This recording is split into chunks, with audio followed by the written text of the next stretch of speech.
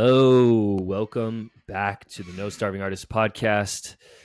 This is episode something. I've lost track at this point, and it will be labeled as such when it comes out. Don't forget www.nsadance.com. You can find all the information about myself, the podcast.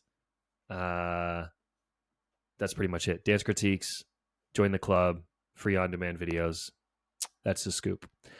Today, very exciting guest. Very excited to have this guest. This is like our only third in-person guest, which is exciting.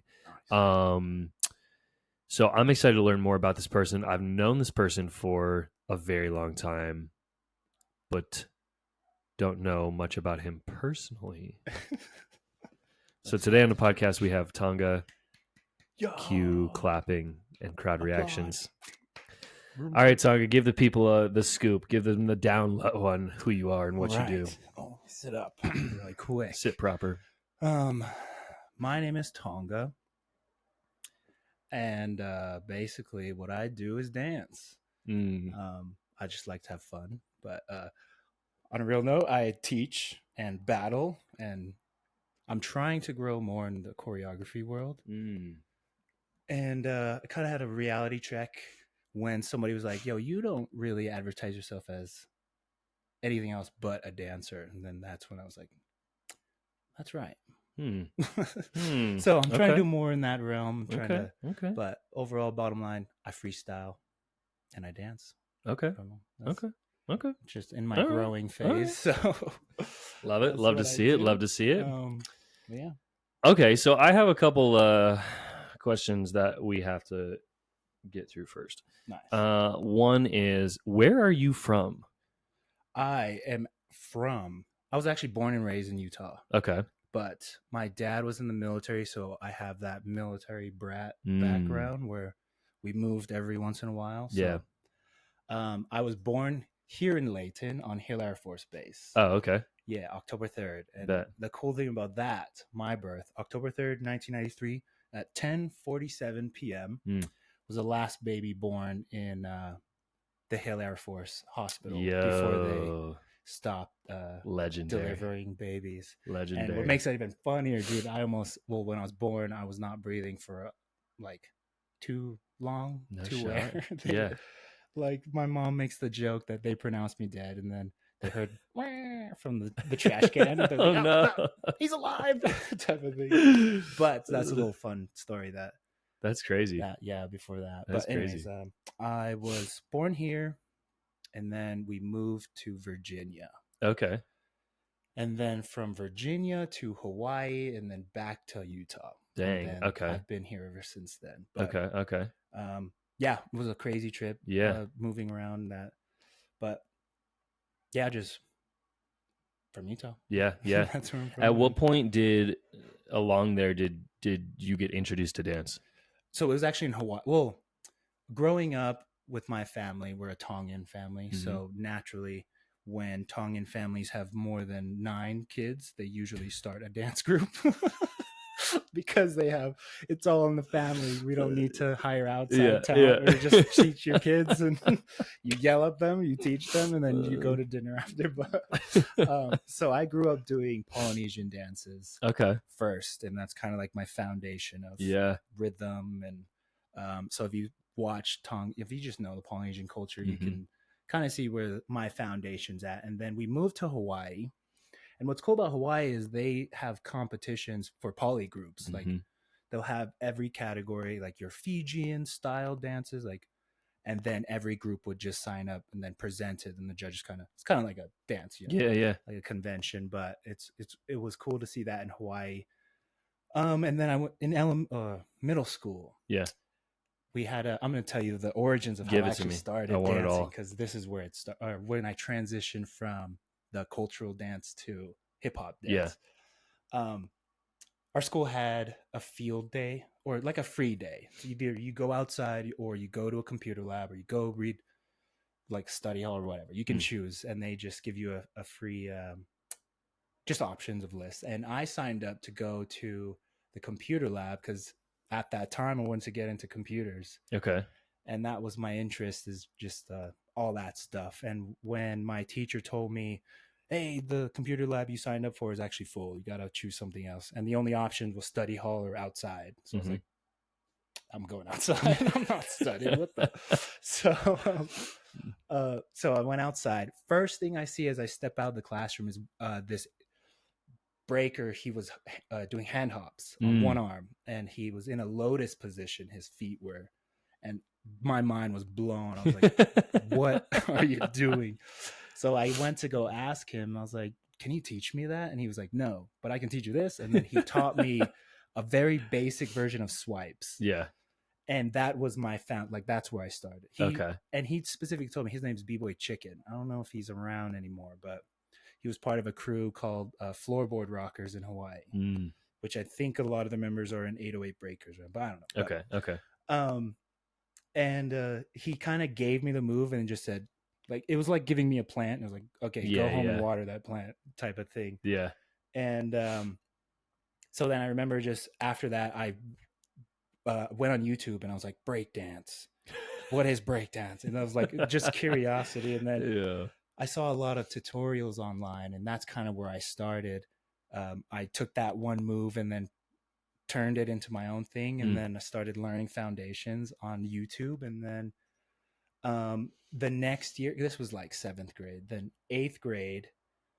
No, sorry, this is 5th grade. 6th grade, I came back. Nobody knew I was practicing all summer on the off season. And then our end of year party, the circle opened up for dance. And I just was like, I just got in there, did my thing, and everybody was like, yeah, we didn't know you were a breakdancer. They were like, breakdance, let's go. And that was like the craziest praise I've ever gotten for dance, or like doing something. And I was like, yeah, I'm going to chase this feeling. Like that was the start. And it was cool because I was self-taught. Like I learned, well, I mean, on YouTube, but I translated what works for other people, and then kind of worked it for because not a lot of, when you teach something to somebody, it doesn't really fit in their body. And so I learned how to take like a lesson and adapt it to what makes sense for me. And because I was just like I was taller. Yeah. My shoulders were broader than the little Asian B-boys that I was breaking with. So it was harder for me to learn. And that's what my journey with dance was. Yeah. Growing up now, when I take a lesson that I'm learning from somebody, a lot of the times how they learned it didn't work for me. So I just kind of created this system of like putting it through a filter. Yeah. And like, okay, that makes sense because now I have longer legs and you have shorter legs. But what you're doing is, type of thing. Yeah. And that's what started. That was my dance career. And that's how it started. It's growing still. And I'm just learning every day still. So, yeah, that's crazy. Hawaii. Shout out to Hawaii. Shout out. There's a, I think people don't realize, like, I think a lot of people think like being like a sports person in high school is like the top. But if you can dance in high school, yeah, that's true. It's a totally different, like, that's true. It's a totally different energy. Yeah, that's true. Because when I moved here in Utah, my mindset with dance was like, oh dang, like there's no other break dancers. I'm the only one like in high school. Yeah, and, it was funny when I like slowly started hearing people talk about dance. And this was when America's Best Dance Crew was going. When I moved here, it was Quest Crew season 3. Yep. It's when they won. Wait, season 3 did they win? Yeah, that sounds right. Yeah. And so I heard somebody go, "Oh, did y'all see Quest Crew won?" And then in my head, I'm like, that was the first sign that somebody danced, and I was like, "Yo, I did." And then they were just making jokes, and then the way my dance was introduced in high school was like funny because I met my friend BJ, and everybody was saying he was like, "Oh, you go meet BJ, he's a dancer," stuff like that. Yeah. And we had a little like, I forgot what the high school event was, but it was like in a courtyard, like where music was playing, and students were just there, and all of a sudden, one of the kids in my grade, because BJ was a year older than me, one of the kids in my grade was doing like a very sloppy 6-step. And then our other friend was like, go battle him, go battle him. Not to me, but to my friend BJ. Go battle him, blah, blah, blah. And BJ goes and does a little one thing, and then the kid responds. And then I go out and like do a little thing, and then that was when people were like, you break dance, you dance, you're a dancer. And like that was my high school persona, I was that dancer. Yeah. Even though I was second string JV superstar in football. Okay, go off. People still respect me because they're like, you're a dancer. And Yeah. it's funny because now when I my tenure was like, what is it, 2020? Okay. Yeah. And I looked at my yearbook again, and I was like, wow, it's funny because everybody who wrote in my yearbook was like, you're the best dancer. Keep dancing. Keep it going. And I was like, that's funny because 10 years later, I'm still doing it. Now you're here. Yeah, so that's crazy. It was wild. It was a good time. Good time, but with in terms of like your learning process and like that whole situation, was there anything that you could not, like, it just didn't work because of like your length or because of your size? Was there any moves that you like have really tried and they just do not work? Yeah, I think not specific moves. I think for taller people, you should know, because breaking is harder for taller people. Especially when there's like so many level changes, like especially out of nowhere, like up downs type of things. And I just found it, well, it didn't make things harder. It made, just because I could break, I could translate it to what makes sense to me. And then that allowed me to like construct a curriculum to where I can teach taller people. And I have specific, like the things that I had to do that worked for me, and then it showed progress. I kind of turned that into just lessons, because it is harder for breaking, especially it's harder for taller people, because why a lot of breakers are shorter, not they're shorter than, and it makes it easier for them. But I think that's probably the biggest thing, is just, but it made me understand that breaking is all about weight control, like transit. Like if you can, no matter what your weight is, as long as you have control over it, you have, because there's a b-boy dummy, there's b-boy crumbs, they're like, I think 200 plus pounds, but they're throwing air flares and like doing stuff. And that just it's just a realization that there's a way that works for everybody. And it's just figuring it out. It's kind of like how, and that's what I love about dancers, is that they have like a full understanding of their body. So when we do take like, let's say if you go to a gym and somebody's teaching you the lifting form, I feel like it's easier for dancers to fit into that, because it's all about body movement. And the more understanding you have of your body, the easier it is to kind of translate like someone else's lesson into your own words, so you can understand, type of thing. But I think that overall, it was the weight transition for tall. Interesting. For me. Okay. So, but you said so obviously you were ripping battles in junior high. What was like, do you remember like your first like actual like legitimate battle? It was in Hawaii. It was the end of year. It was like our graduation party. Okay. And we had a bunch of friends that we had always practiced, but we were all at the same level. Like we can only hit baby freeze and like swipes and all that stuff. And we didn't want to top rock because it was too embarrassing. We just want to be on the floor and not, so nobody can look at us. It was funny. Okay. And we were talking because there was 6 of us that were like, we should battle at the end of the year party, because it's a dance party. And we were all agreeing like, let's do it. And we split teams, and then we wanted it to be natural, like, oh shoot, like back it up, and then we step in. But that happened too. Everybody's like anticipating the battle, and me and my friends walk to the circle, and then everybody's like backing up. And right when my friend, his name's Alex Fong, goes out and starts top rocking, the teachers stopped it because they didn't want us to get hurt breaking. And we were like, yo, no. Like that was my very first time where my mind was like, okay, it's battle time. Like this is where you prove yourself. You've been training on the low for years. And the only, like, that was that I remember that specific. Like music was on, circle open, all of our dates were around, and then my friend goes out, and then the whistle blows. The teachers were like, no breaking allowed. And it was hype. But then that was kind of ruined the thing. Yeah. And then I moved to Utah and didn't tell any of them. So they thought I like disappeared because of that. Yeah, so, but it was pretty good. But that was my first time. But then I remember the first time I battled here in Utah because it was like a hard reset because nobody knew who I was when I moved here. And like, they didn't know I was a breakdancer, and they saw I was Tongan, and they assumed that I either sang or played sports, and which I suck at both. So I mean, I'm at sports, but don't look me up on Huddle though. But so,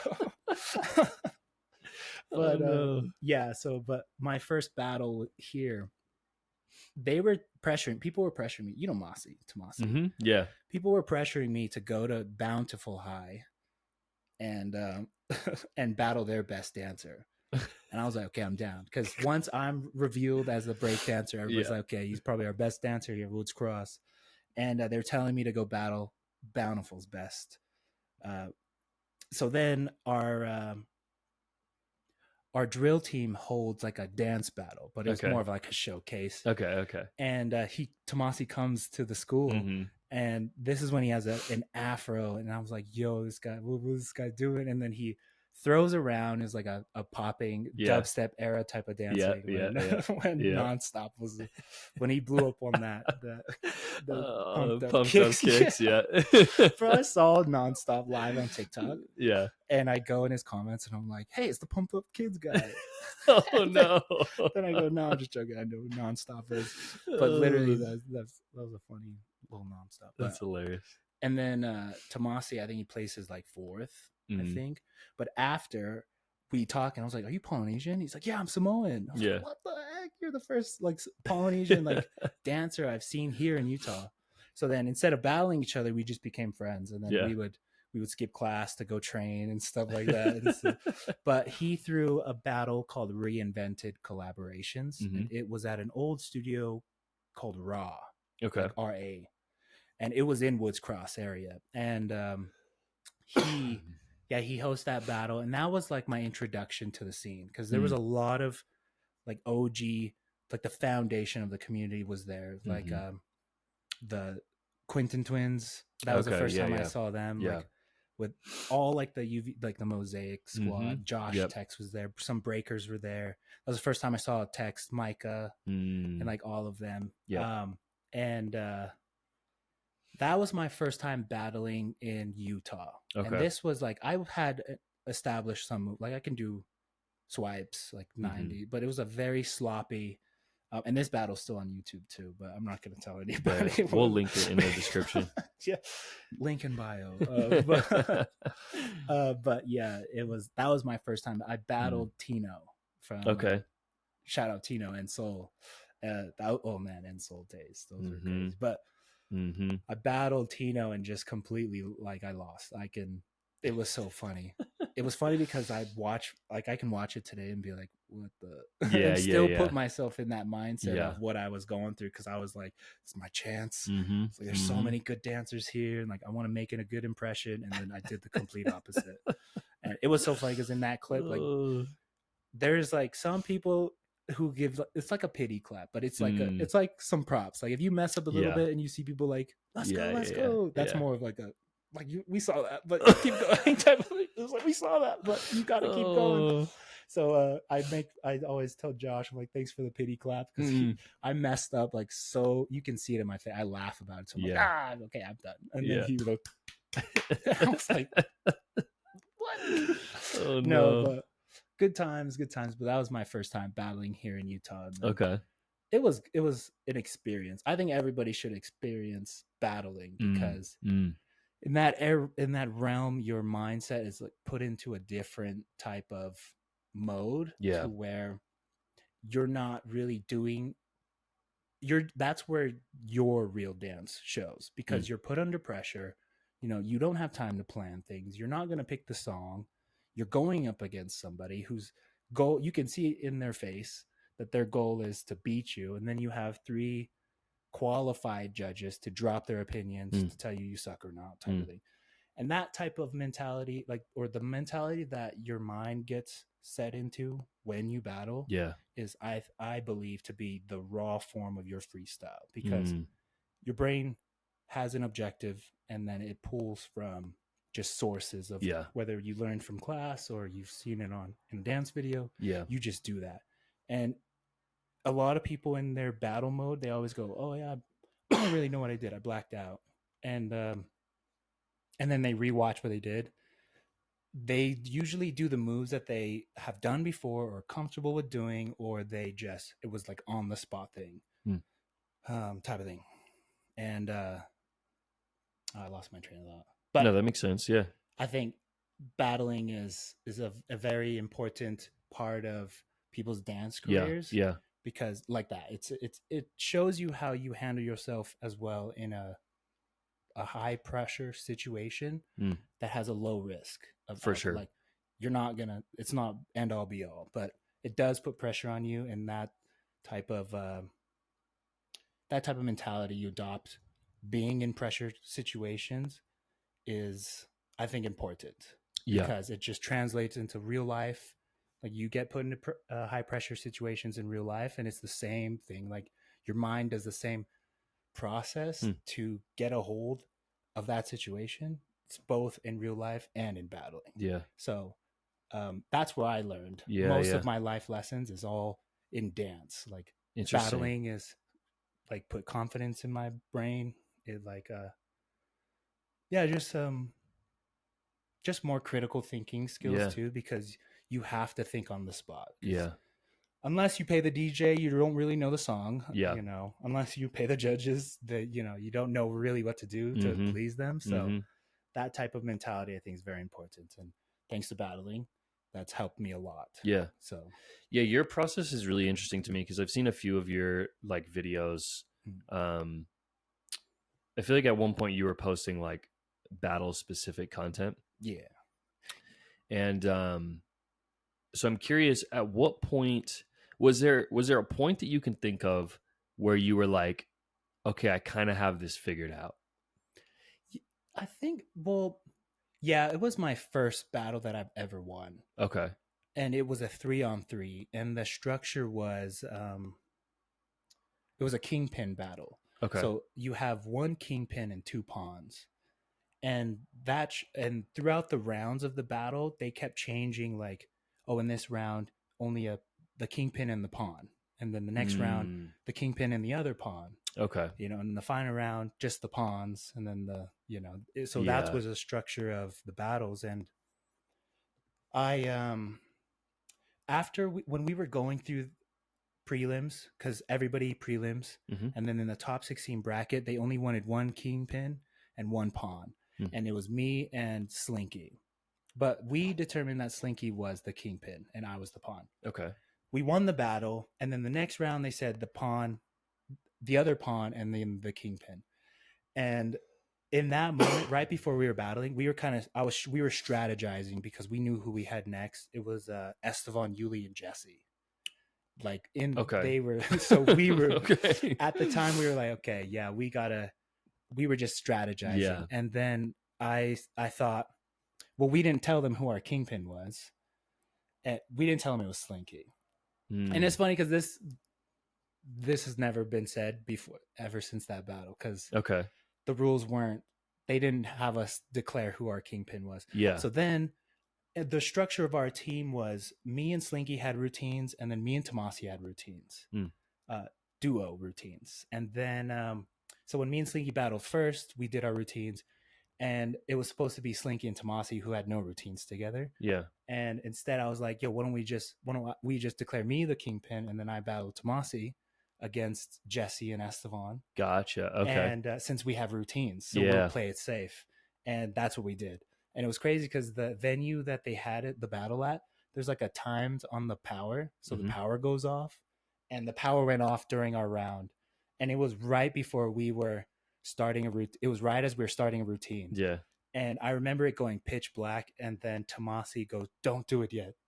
And then like 5 seconds later, everybody turned their flashlights on, And then he was like, "Start," and we started like because he said, "That's so yeah, lit." he was like, "Nobody's gonna see it, so we have to like wait." Yeah. So the lights go off, and we waited. Mhm. Like I remember standing there, like, "What's Yeah, going on?" yeah. And then the lights go back on, and then we hit the routine, and we ended up winning that round, Yeah. which was crazy. And then in that moment, that's when it clicked in my head, like, there's a strategy to this. Like, you can strategize in battling. Yeah. And ever since then, moving on, I won that battle. It was the first time that I've won, all based off of strategy. I mean, our dance skill levels were there, but they were not like as good as we are now. Yeah. But yeah, and I was just like, dang, that's crazy. So moving forward, I found out after that battle, that's when I realized that you can strategize going into the battle and just prep like a game plan. Yeah.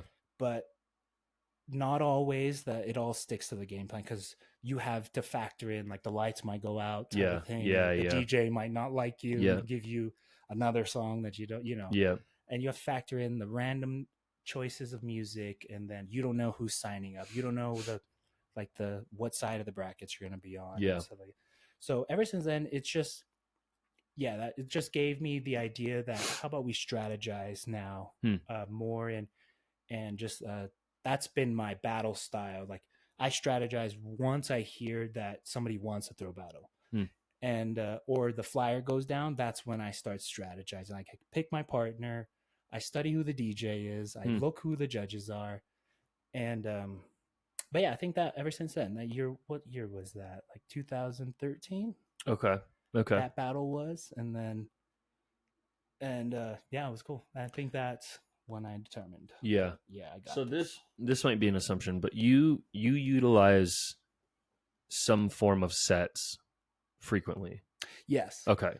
What would you say is like the ratio? If you take a whole battle, how much of that is sets and how much of it is completely freestyle? Well, for me specifically, because part of my strategy, and I'm revealing my secrets. Yeah, these are the trade secrets. No, you can go as in depth as you want to. No, I'm just joking, because I have strategies for my own strategies. Yeah. So when I teach people my strategies, they're like, "Oh, I'm going to use it against you." I'm like, "Well, I have two more to count." Well, and I should clarify too. Like, I think your sets are a little bit different than what people who battle would maybe think when we say the word sets. Yeah, that's true.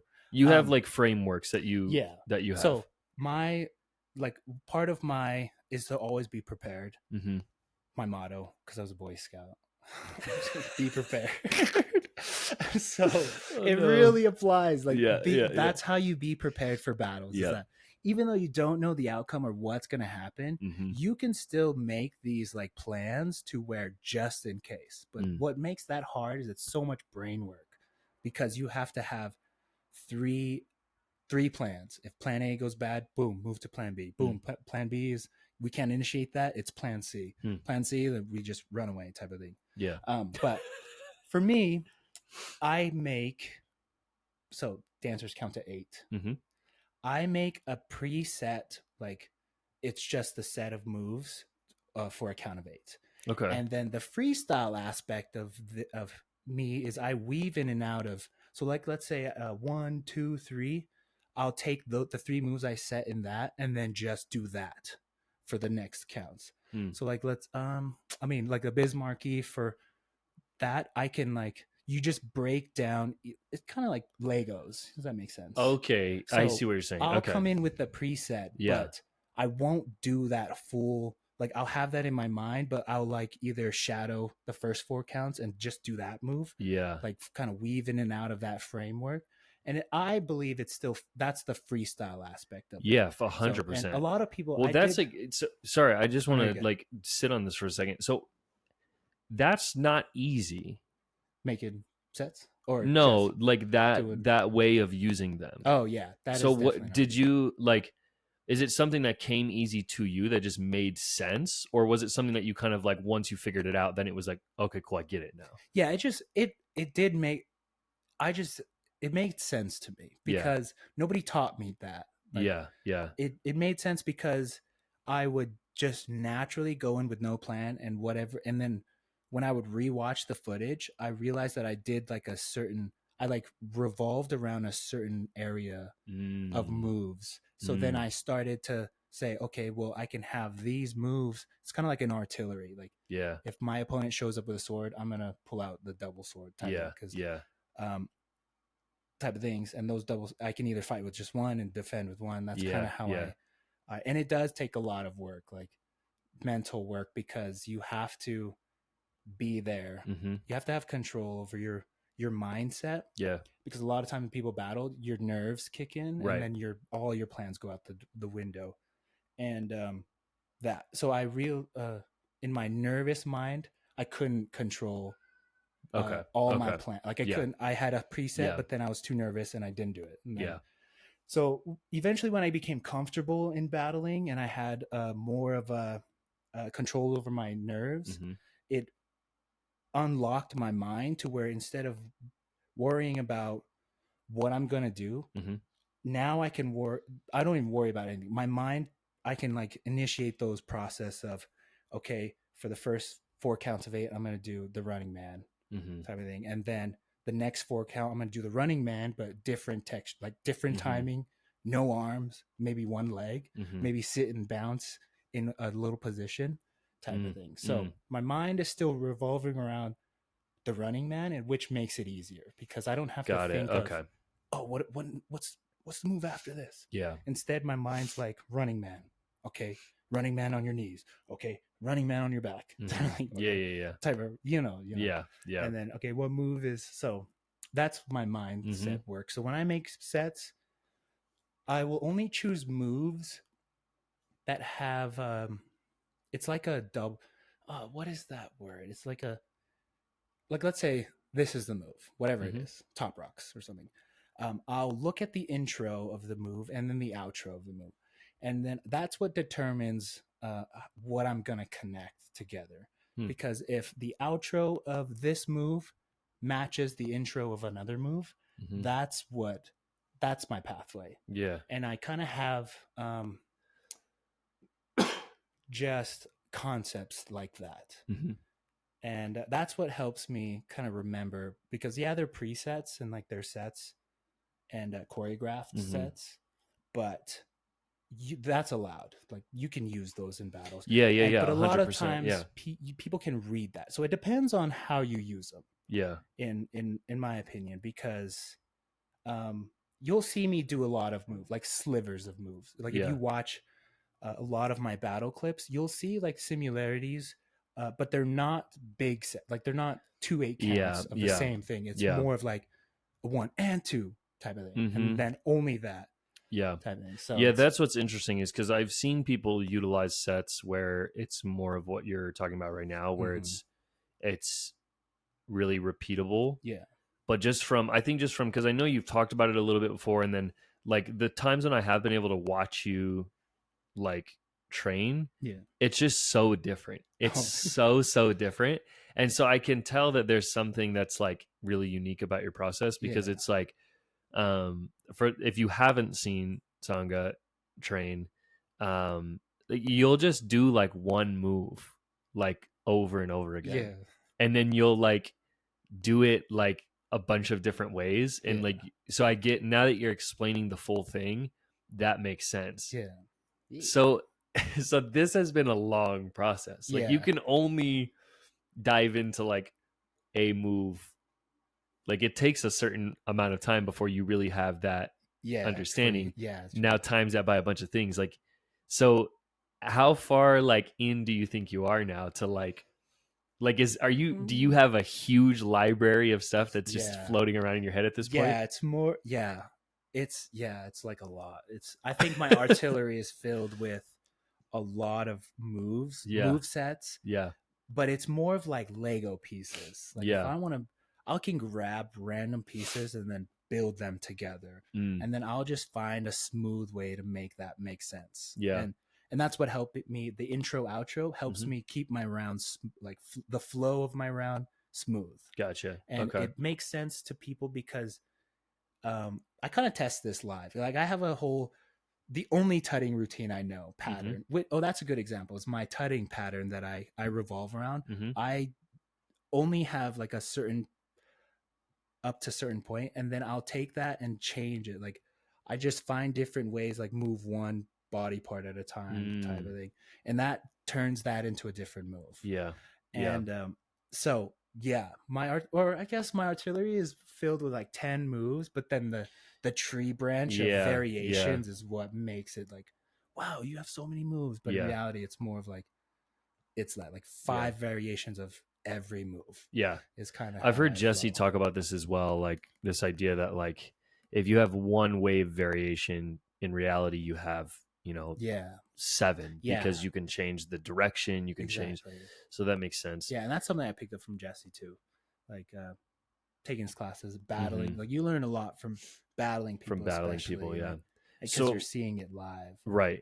So how much of this, like, so your decision making process in the moment, what are the factors? Like, are you factoring in the other person's round? Let's say the other person goes first, or you've seen them, you know, in previous rounds. Are you factoring in their rounds? Obviously, there's the elements of the music that you would be factoring in, but are there any other weird things that maybe other people might not think about that you're factoring in right before you go into that round? Yeah, I factor in the DJ, especially if they're local or if they're out of state.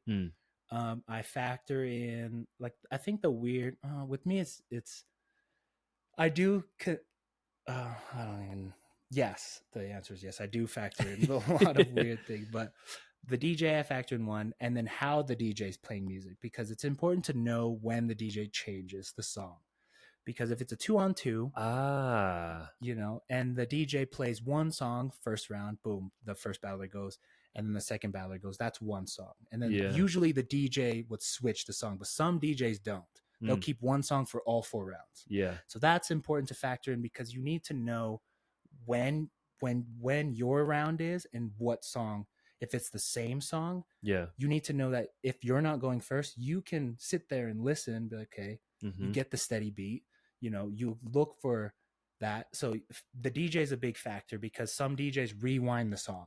Like they'll give you the same, one person, the full song, and then when it's your turn, they'll rewind, like start it again. Because so I factor in that. The crowd, I factor in the crowd sometimes, depending on who I battle, because a lot of people's battle styles is they'll try to grab the crowd's attention, because it boosts their, if the crowd's giving you energy, that plays a big role in the judgment, or in how you're dancing, or like the pull of the battle. So I factor in the crowd, because I try to grab their vote first by being like, yeah, make some noise. Like, you got them. They're mine. But I factor that in, and I learned that from whackers. Battling voguers and whackers, they will make the crowd love them. Yeah. And it gets in the opponent's head as well. Yeah. And when the crowd is dead silent when you're going, it is so awkward, because that happened. It's happened against me, and it's happened in my favor too. So the crowd is a big factor. My opponent is only a factor depending on if they're dissing me or not. So this is something I learned from crumpers too, is that you should never diss a crumper, because they feed off of that's what you're giving them ammo to hit you with more. And so that's a big factor, is if they're like rowdy, or they do something like at the Peanut Butter Jam, B-Boy Cameron, shout out to Cameron, threw his beanie at me after he hit some crazy set.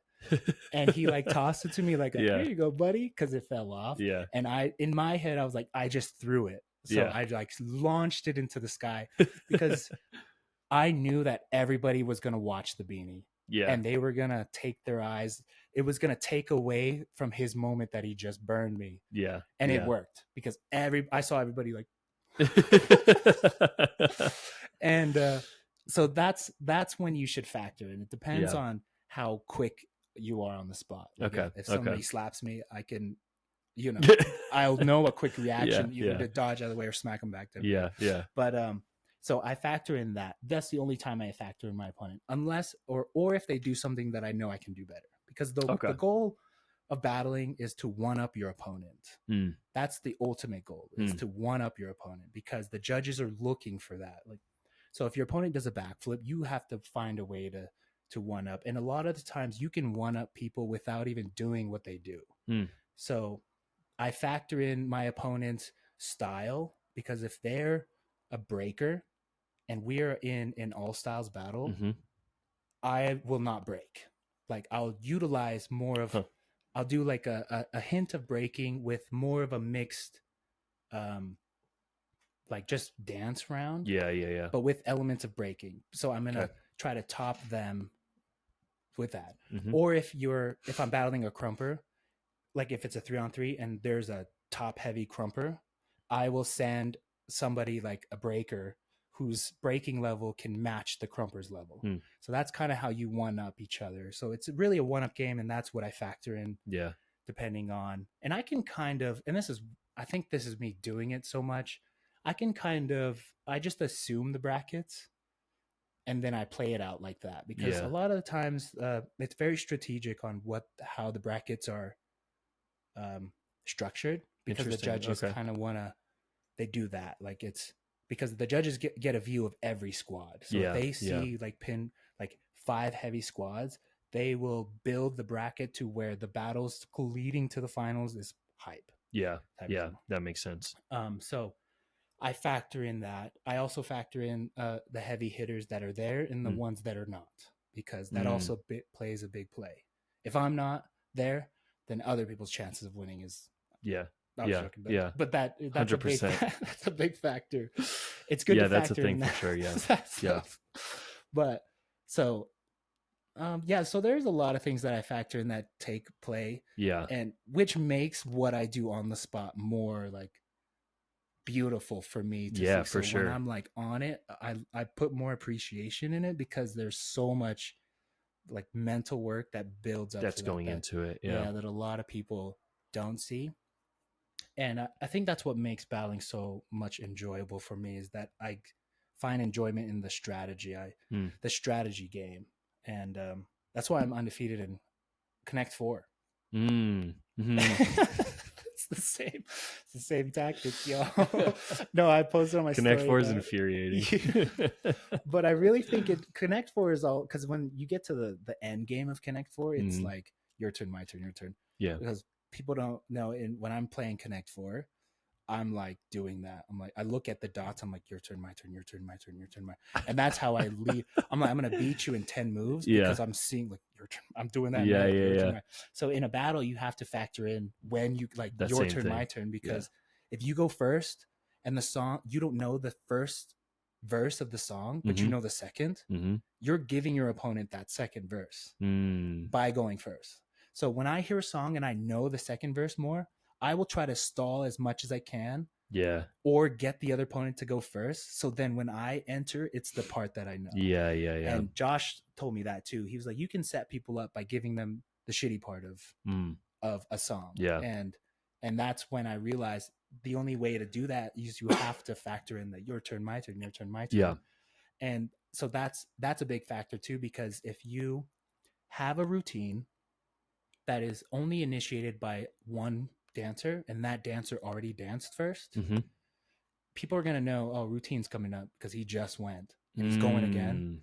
That's like a factor too. So whenever I squad up with a team and we make routines, everybody has to know how to start that routine, because we don't know what order we're going to go in. And that's kind of like the freestyle. That's what forces you to freestyle. Yeah. Is because you really can't come with a solid game plan, because you can't tell the future. Right. Unless you can. Right. Which That's So Raven. Dude.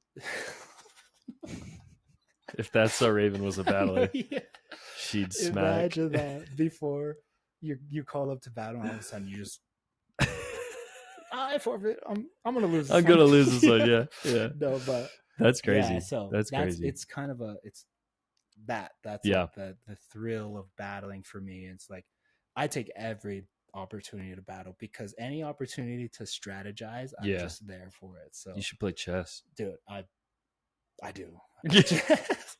But chess is more of a I really want to dive into chess more. Yeah. because that there is so many. But when I watch So much chat like strategy. Yeah. grandmasters, Yeah. they are sitting at the table like fidgeting. Yeah. Like, Yeah. and I'm like, dude, they're so far into the future. I Yeah, can't they're even so tell far. what they're doing. You ever watched that Magnus Yeah, Carlsen guy? dude. Oh man, I love the legend. clips when he like shows up late. Yeah, He's like 15 minutes late, yeah. and the opponent's just like Just sitting there. just waiting, and then he comes in and wins. Yeah, I saw that was my first video I saw of Magnus. Was Yeah. when he came in late, Yeah. shook the guy's head, dominated, and just bounced. I was like, Yeah. what? Yeah, Who dude. is this guy, dude? Yeah, I learned a lot from like legend, like top top tier people in other fields. Yeah. Yeah. So I learned a very like how to improve your breathing techniques through a Green Beret Sniper on YouTube, and it helped me a lot. Well, breathing obviously is very important for dancers. Yeah. And I thought, well, what's the best way? Who has the best breathing technique? And that's when there was a sniper that was he was explaining like his process and how he drills and like and I was like, yo, that's gonna help me a lot. So I learned from a lot of people, like that's crazy. Watching grandmasters, like their strategy game and stuff like that, and like things like that. So it's pretty cool. And and you can learn a lot by doing that. Like I like the mannerisms of athletes that know they're good, and it's not on the field. It's always like in random places, like their tunnel walk type of thing. So it all plays. Inspiration is everywhere. Yeah, pretty much. And where my inspirations for dance come from other fields. It's never dancers that. I mean, obviously dancers are inspiring, but concept wise, creativity wise, anything that influences that side of my dance is all come from random stuff, like Connect 4. And I have a set that's all based around candy, like the game Candyland, like where it's like domino effect stuff. So it's fun. It's like so random, but if I do some, you're like, yo, what influenced that? And then I'll be like, yo, the freaking street sign. I don't know. Like, so it's kind of, so that's what battling kind of introduced to my life. Is that there's so many like there's a game that you can play and makes things so much easier. And that's really why I've won so much. Because it's just off a strategy, like, and getting the mind. It's more of just getting your mindset right, and like having a safe fallback plan just in case. But it's been fun. It's been a lot. And that's crazy. Yeah, it's wild. But that's pretty much everything I factor in. And you factor in your partner, you factor in their style, their skill level. Like right. It really is. It's crazy. I even have a whole strategy to where revolved around me not even knowing my partner. Like I can sign up with someone so random and still do things to where like we've been practicing for years. Like it's crazy. Like here's a little secret. If you end your round with a groove, your team, and tell your team jump in on the grooves, that's gonna give you chemistry points. Like if you sit there, hit the nay for 4 counts, your team is gonna see that they can hit that, because people naturally can jump onto a bounce. Like if you're just bouncing like do that, random people are gonna do that. You know what I mean? So it's cool to have like a game plan, but it's also cool to have just in case plans. Like just in case they throw a routine, let's just hit the running man type of thing together, type of thing. You know, kid and play together. Because that shows. So it's fun. So I really do factor in a lot of things like that, and then unrelated factors is like what I'm wearing, because some pants I don't feel comfortable in. Some pants are too tight. Like, some pants stop me from breaking, and I'll wear that. Like, and because if I want to stray away from breaking, because my go-to is breaking. If I feel nervous or I need to hype up the crowd, I'll go to default breaking. to breaking. Okay. Yeah, but if I want to not go straight to breaking, I'll wear certain pants. Which is weird. It's not. So weird. If we see you breaking, you're nervous. Yeah. Exactly. We got you. Judges, he's nervous. He's breaking. Don't vote for him. But so it really is like it's crazy how much, like, even talking about it now. I'm like, damn, I really do factor in all that. Reflecting on like it's all wild. The things. Yeah. But it's cool. It's helped me win the last 2 battles for sure. Because they were all team battles. Like you need a partner who's adaptable. Yeah. Shout out to Jeffrey for Peanut Butter Jam, because literally I kept pulling audibles on him. Yeah. I was like, this is the plan, and we go, and then I'm watching the battle and calculate. I'm like, no, just screw the plan, just go chill. Yeah. And that's what like really what it takes to kind of be like a leader in a battle, like reading that. So yeah, it was incredible. Cool. It was very cool. As we head into the last few minutes here, I want to pivot to so where are you at now, like in terms of like choreography, because you mentioned this in the beginning. Where are you at? What's your like, do you have goals around like what you want to do with it? Is it just something that you want to add to your arsenal, or is it something that you're kind of like really looking to develop into in addition to what you're already doing? Yeah, it's I've always liked choreography, because choreography is really tested the way I embody other people's movements. So my like dance career in choreo started when it was a competitive thing, because I was like, I want to prove to people that a breaker freestyler like me can jump into a classroom setting and do it. And I took CJ Salvador's class for the first time, and I was like, I'm going to prove to myself that I can make select groups in this workshop. So, and I did. He picked me because of my freestyle. It wasn't even because of the choreo. So he was like, do your freestyles and type of thing. So once that happened, I just wanted to grow more in all aspects of dance, and whether that's freestyle, teaching, and choreo. And I knew it'll benefit me longer down the road. So that's what I wanted to do with, and right now I just want to build my arsenal and like be, like I said, like all across the board, because my humor kind of takes over when I teach. And because I'm nervous, because humor is my like, it's because I'm nervous. And when I teach, I found out that mostly I just tell jokes more than because I think people are. I mean, I'm not telling jokes more like a comedy stand-up. I'm teaching the combo, obviously, but there's moments where I'm like, I should probably stop joking and do the combo. That's fair. That's fair. But so right now I teach a weekly class, like a basic hip hop, and it's more basic for me because I want to get used to, or because I just want to do it. I just want to get good at teaching. My overall goal is to be good at like communicating things. And, and teaching, it really builds your communication skills. Yeah, because, for sure. And that's really what I'm trying to build. And I think the best way for me to build that is to teach. And it just, so that's kind of where my goal is at. That makes sense. Yeah. And I love production too, like choreo sets and like things like that. And I kind of want to get my hand in just expressing more within like choreography.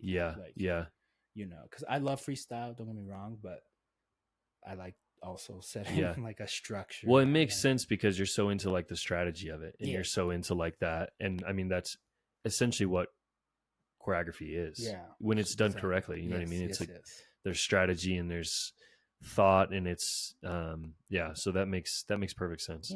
So that's where I'm at. Baby steps. Like I like to do that, but all right. Where let's do little plugs here. So where are you teaching? Where can they find you? How can they reach you? What's your social security number? My social security number is I'm a Libra. I'm just kidding. I teach Mondays at Millennium Dance Complex, Salt Lake City. Basic freestyle or basic hip hop on Mondays, and then I teach a freestyle class on Fridays. And a lot of the times, if a battle is coming up of that month, my Friday classes are more geared towards battling. Oh, cool. And I haven't been advertising that as much, but there we go. Yeah, that's sweet. Yeah. And that's pretty much my set schedule. I teach privates every once in a while. I was going to ask that. And, so just DM me. Information is free from me. So bet.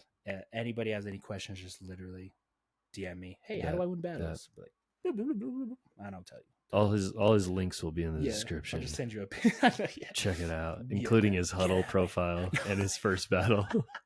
I'll send you those. Amazing, dude. Amazing. No, I think people will get a kick out of this. And I have a lot of so they do these weird things in like the UK where they is your fan base in the UK? I have like a pretty decent amount. Oh, nice. It was weird. It was like the initial flood was like US. And then it like settled for a bit. And then out of nowhere, it was like somebody like flipped a switch on Instagram and was like, now the rest of the world is allowed to see you or something. I don't know. It was really strange. That's weird. And then it was like, I just noticed like all of these people sharing it like that were international and like messages from people. Whoa. And so it was really weird how it kind of happened, but they do these like weird competitions there that are like, they're kind of like competitive dance competitions here that studios do, but a lot of them are like freestyle based. So they'll like have judges and like these massive audiences, and then the kids come out and like they'll either freestyle all together or they'll go like one at a time. And so I think there's a lot of people that watch my stuff that will get a kick out of like that insight, because it's like, it's crazy to just go into people's mind and see like what's happening. So and then like you were saying earlier, you can take pieces of it and kind of figure out how it works for you. Exactly that. I believe battling is going to be bigger than what it is now. Like this could be, this is my belief, because I think it's natural for people to be invested in competition, because look at sports events, like people love competition. Like chess, like you'll get battles like bake-offs type of thing, but it's a battle still, you're going head to head. But I think once the right people in this world get the concept of battling and put it on the right, like I think breaking in the Olympics is going to show it's a big part, big change in battle culture, like to where I think competition's growing in this world. And dance competition is also growing, but I think freestyle battling is going to grow even more, because there are so many times where people come to battles and that's never seen that and just blown away. And they get invested in like dancer stories. Like I had a couple friends who were like, it's so cool coming to a battle and seeing all walks of life go through what they're going through, and then on one stage sharing a head-to-head competition. That was, and then just that feedback was like, wow, like people get enjoyment out of battling. And I believe that battling is going to take its wave on the trendy train type of thing. And I hope it does. Like I hope organizations start hiring and recruiting dancers to battle for them. Like McDonald's will hit you up like, hey, we want you to represent. That'd be crazy. That'd be crazy. But who knows? Like, who knows? It might not happen either, too. But it might not. We don't know. Anyways, I'm still undefeated on Connect Four. So hey, get at me. DM. Your turn, my turn. Your turn, my turn. Play me in Connect 4. My turn. Bro, thanks for having me. Bro. Thank you so much. This was amazing. Shout out to Jason Pickett.